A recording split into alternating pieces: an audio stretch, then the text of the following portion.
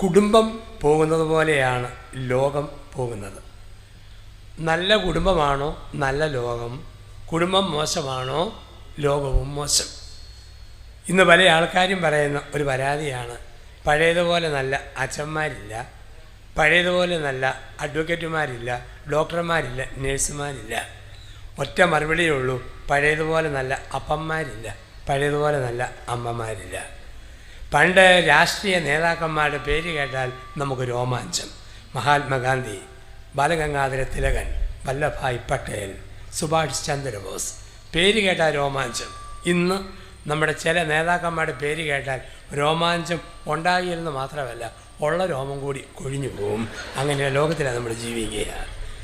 അപ്പം നന്മയുടെ കണികൾ വറ്റിപ്പോകുന്ന ഒരു ലോകത്ത് ദൈവം നമ്മളെയൊക്കെ വിളിക്കുന്നു, നന്മ നിറഞ്ഞ കുടുംബത്തിലൂടെ ഒരു നല്ല സമൂഹത്തെ